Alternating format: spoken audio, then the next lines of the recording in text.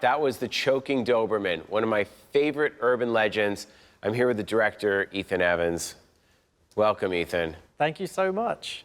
The Choking Doberman really is the classic urban legend in that everybody heard it growing up and everybody swore they knew someone that it happened to. Had you heard this urban legend? And if not, what interested you in this particular story? I hadn't actually heard of it before until I read it. And it was one of those perfect scenarios, as you do with urban legends, where you read it and you just get shivers. I've got shivers now thinking about it, honestly.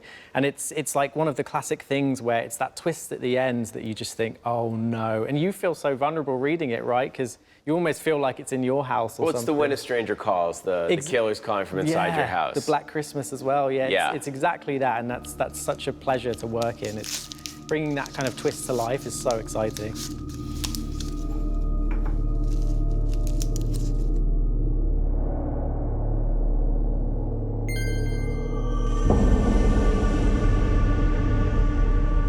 It's the idea that you hear this and it feels so vulnerable, like this could happen to you, you know? And I think it's one of those ones where, you know, you turn off the lights and you still think about it. You still think, is someone in my house kind of thing? Also, there's an element to it where everybody's been robbed. Everyone's had someone break into their house. And the moment you see a footprint or something's out of place that shouldn't be, that cold chill that you get, it's like, and you break into that sweat and your heart starts racing. Someone was in my house. What's been taken? Are they still here? Are they going to kill me? There's some primal thing that comes out where you realize that 5 minutes ago you were kicking off your shoes, or you're in your underwear, or you're in your house, you're having a drink, you're sitting on the couch, and then you look and there's a footprint and you realize that someone's in there and could be watching you. Is so, so freaky. Right? It's terrifying. It's honestly, it keeps me up at night. I don't believe in ghosts or I suppose, like, you know, my house is it's impossible to break in because I live so high up on an apartment, but every night I think someone's in my house, you know. It's terrifying because, like you say, you see one thing out of place and you think, did I leave that there?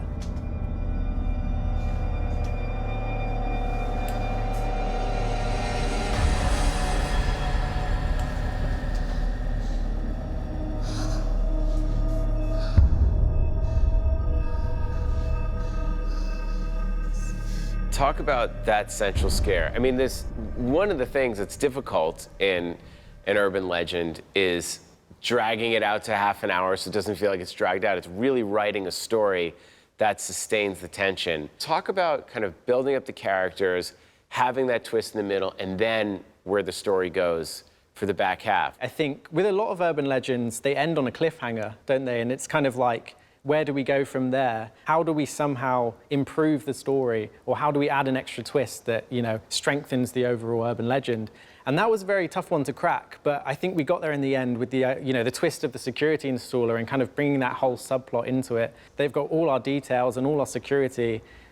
The scary thing to think about is what happens if one person out of those billions of employees acted maliciously, you know, and that could happen. And well, there's also the fear that the police aren't going to show up. We think the police are this protective force, but they're just reactionary. The idea that people pay all this money to have security put in, that the security installer is actually the invading force, is another layer of terrifying.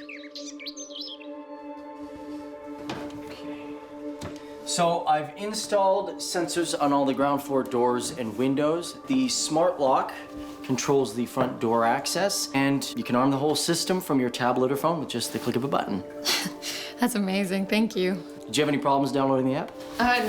No. Okay, well, let's take a look here. So if you just hit the slider there that says front door. I know, right? And I think that's something that was so exciting to bring to life, was the idea that someone could invest in something to keep them safe. And very early on, it was, from a story perspective, that got me so excited, the idea that that could ironically backfire. Imagine if you were trapped inside your home now with a killer and you know, all the ideas you could get from there. The very first thing I visualized when I read the urban legend was the idea that she'd read this text, it would be terrifying, and then her eyes would adjust, you know, to the blood on the floor. She'd look up and there's a pitch black sort of closet there. And the idea that something's looking at you is just, it gives me shivers.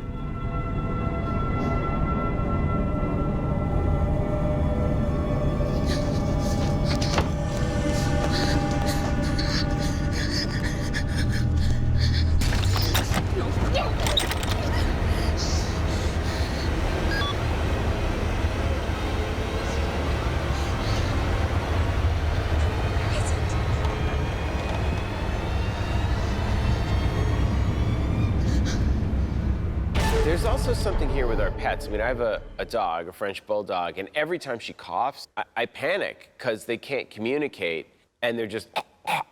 So there is something about like wanting to help your pet and rushing to the vet and not knowing what's wrong. It's like there's two levels of anxiety.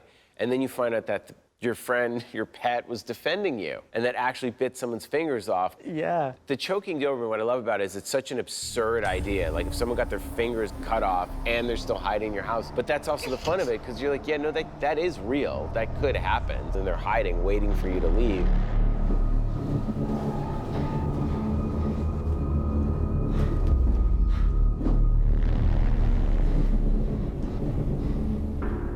Do you have pets? Did you like? I did have a cat, and it's like you say, sometimes you have a bond with it more than a human. You're there to protect them, and it really is terrifying because it's like that language barrier where you can't understand sometimes what's wrong. It's amazing for tension as well in this story because it doesn't take long for you to form a connection with a dog. It ramped up the conflict. Had you worked with animals before? I worked with a dog once, and we worked with a dog on a horror project, and it was so scary because every now and then it would bark so loudly and make everyone jump.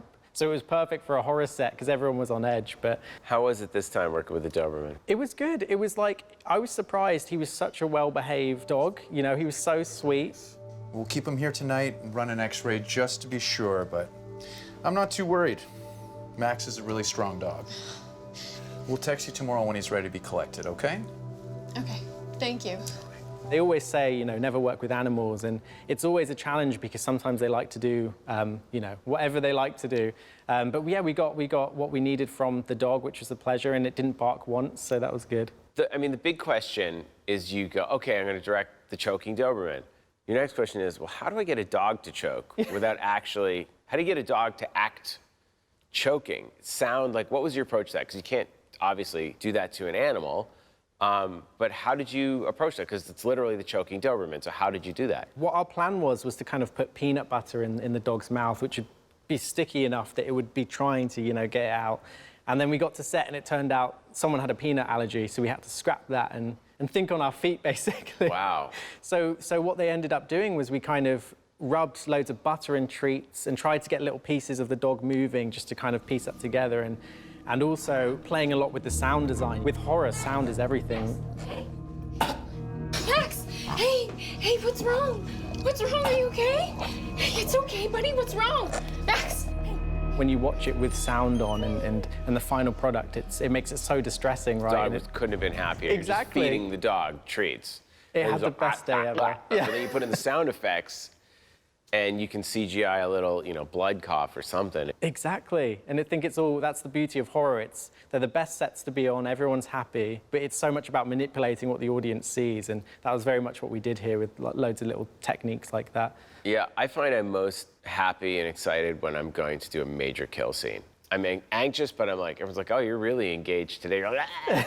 Do you find you're like that, or is it just you keep it even keel for every scene? I am exactly the same with you. Like, for me, the thing that gets me going is the pillar scare scenes, especially in the ghostly sense. So with the choking Doberman, it was that reveal of someone's in the house. And I guess the fun with this was figuring out loads of little scares that, like you said, sustain across the whole thing. It's a great story. Yeah. It's a great story, and you did an amazing job with it. Thank you so much.